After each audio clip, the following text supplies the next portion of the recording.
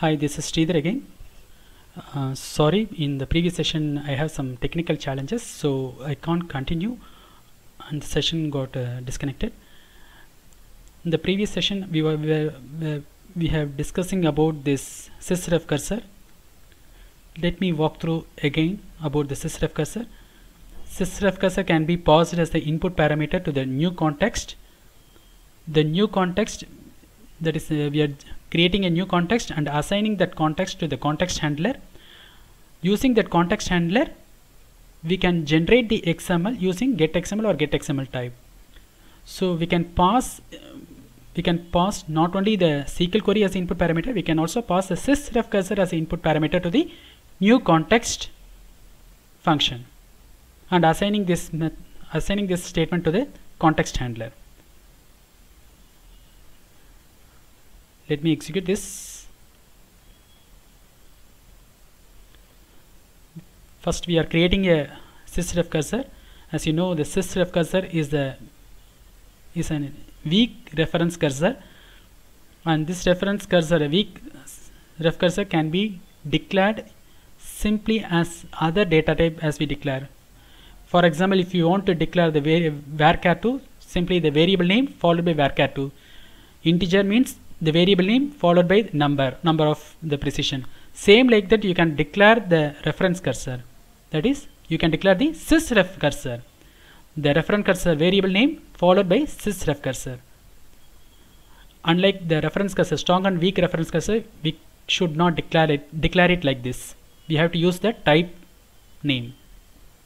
But this sysref cursor can be declared in this way, simplest way, and it is strong and powerful also. We are opening this reference cursor, sysref cursor, for the select statement. Once this reference cursor is created, we have opened this sysref cursor, and this sysref cursor is passed as an input parameter to the new context. The dbms underscore xml gen dot new context of reference cursor. The reference cursor is the sysreference cursor variable which is created, and this sysreference cursor contains the select statement. This sysref cursor is opened for this select statement, and this sysref cursor is passed as an input parameter to the dbms underscore xml gen dot the new context method, and we are assigning this to the context handler, and this context handler is initialized in the declaration part, that is the query context followed by dbms underscore xml gen dot the context handle. The context handle. So once the context is created and we have assigned it to the query context handle, next what we have to do, we have to generate the XML for this context handle. How do we generate the context? How do we generate the XML? We can generate the XML using getXML or getXML type. Here we are using the getXML type. If you are using getXML type, then the return type should be the getXML type. If you are using getXML, then the return type should be glob data type.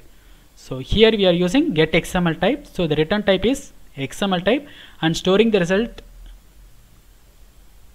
in the variable result which is XML type. So everything is done, and then we have to print the value. We are printing the result value. Since it is a XML type variable, we have to convert it into varchar or glob before printing it. So we are converting this XML type variable to glob data type using dot get glob val, and then printing the result. Let me execute it. Clear the screen. Done. Got it. Since we are selecting only the department ID and the department name from the departments where the department ID equals 10, we are getting only the 2 columns. We are generating the XML only for the 2 columns. So this is a simple example for passing the sysreference cursor to the context, new context. This one. Okay, the next one is the cursor we already seen. The next one is the dbms underscore xml gen dot set max rows. The next program The next program itself explains about the set max rows and the get num rows process. Before executing this, let me explain the syntax.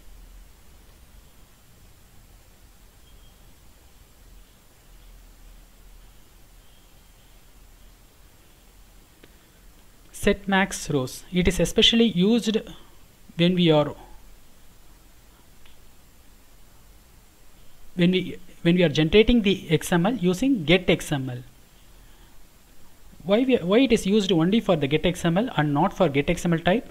Because the getXML will return glob data type. The glob data type can handle only 32,767 number of bytes, whereas the getXML type will return XML type data type, whereas that data type can handle nearly 2 or 4 GB bytes of characters.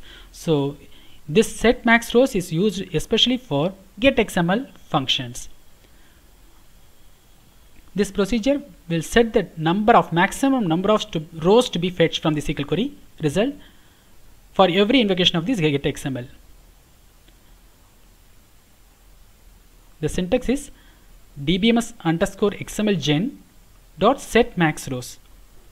If the table contains nearly 100 rows and you want to print the XML data for those 100 rows, you want to generate the XML for 100 records, you have to generate the XML for those 100 records.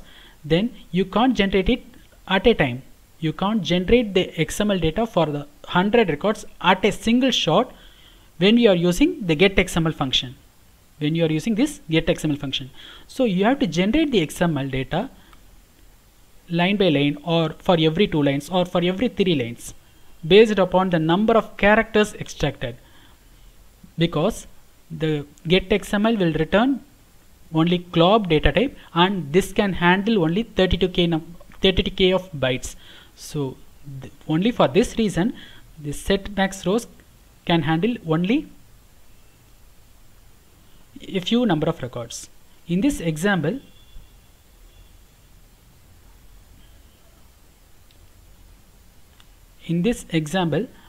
I am generating the XML for the employees table. The employees table contains nearly 106 or 105 number of records.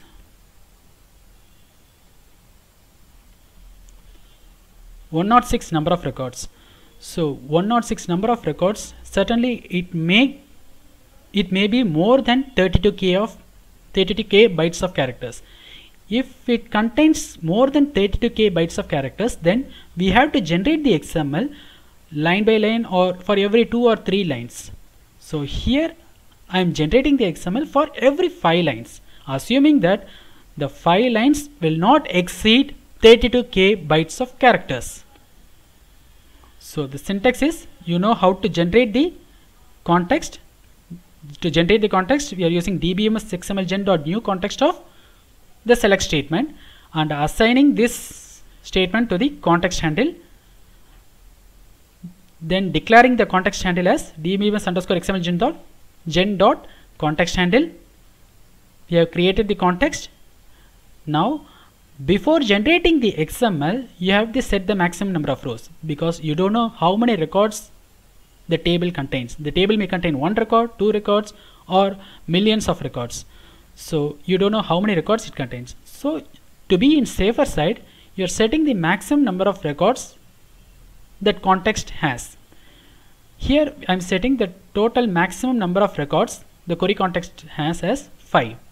So it will generate the XML for 5 records, and in the next iteration it will again generate the XML for the next 5 number of records. Same like that, it will generate the XML data for all the records. So we have to go for the loop concept. We are entering the loop, and inside that we are generating the XML using getXML. So the syntax is dbms_xmlgen.getXML of the query context. If you want, let me see the syntax also. dbms underscore xml gen dot get xml of the query context, where the return type is glob.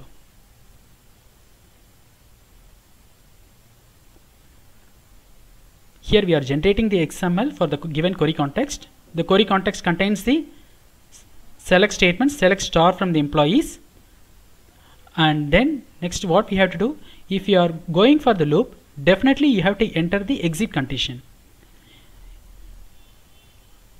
I am not sure whether some of you know, if you are going for the cursor inside the loop, you will be writing like this.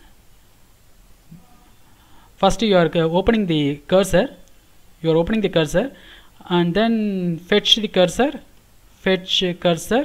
into some variable, and then you will be writing the exit condition. Exit when cursor percentage not found, means if the cursor contains nil number of records, if the cursor contains didn't any records, then at that time exit from the loop, like this. This kind of statements you usually write if you are going for cursor in PL SQL. So if you are going for the loop, definitely there should be a exit condition. So here also I am writing the exit condition. Exit when dbms underscore xml gen dot get num rows processed, means get the number of rows to be processed. Get the number of rows to be processed of this query context. If the query context contains more than 0 number of rows, then process it. If the query context contains exactly 0 rows to be processed, if the query context contains only exactly 0 number of rows to be processed, then at that time you exit from the loop. So this kind of exit condition you have to write it if you are going for the loop. So this statement, get number of rows to be processed, is another inbuilt function available in dbms underscore xml gen. This is what I have written in the next one. See here, dbms underscore xml gen dot get a number of num rows processed. This is the function. This is also a function. This function will retrieve the number of SQL rows to be processed when generating the XML using getXML function. If you are generating the XML through getXML function, then at that time, if you are using this get num rows processed, you can find how many rows to be processed, how many number of rows are remaining, how many number of rows to be processed. So the syntax is dbms underscore xml gen dot get num rows processed, that is get the number of rows to be processed. In this way we are writing get num rows processed, means get the number of rows to be processed of the query context. It returns in number value. So same thing we have written here. Exit from the loop when dbms underscore xml gen dot get the number of rows to be processed of the query context is equal to 0. If it is equal to 0, then exit from the loop. So if it is not equal to 0, then there are no rows to be processed, then so it will continue executing the loop. So all the values, all the XML data generating for the 5 number of records are stored in result glob variable. So this result glob variable is inserted into the table name, and then we are printing the result dbms underscore output dot put line of result. Since result is a glob data type, we can directly print it, and end loop, and then closing the context.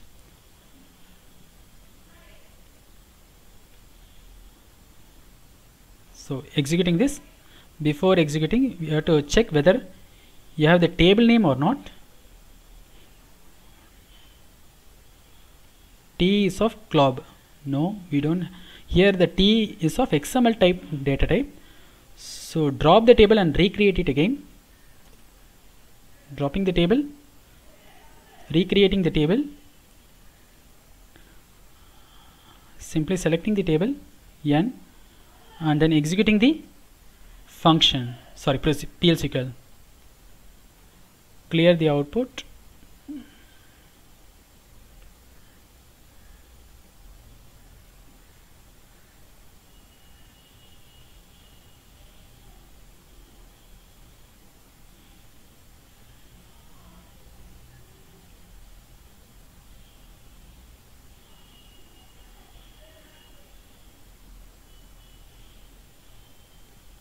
Okay, got it. Do you know why we are getting this error? Since we are printing the result and let me execute it by disabling this dbms statement. Oh,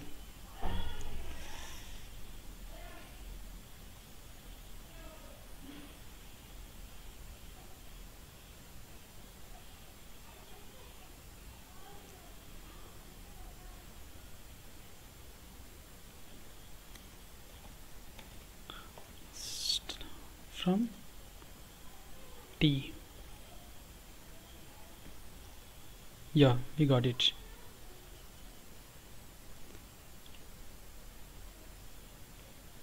If you want, I can rerun this entire thing once again.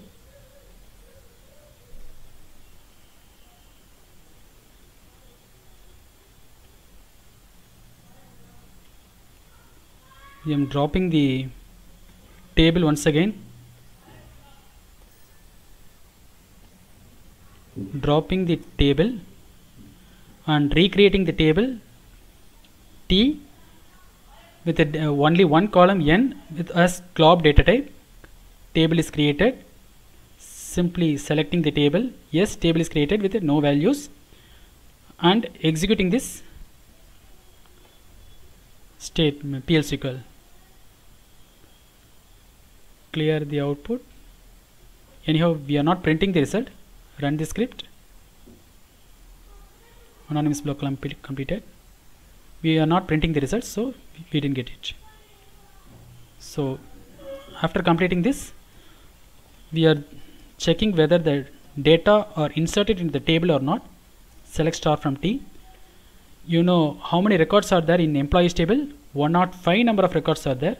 So check whether we have 105 number of records are there.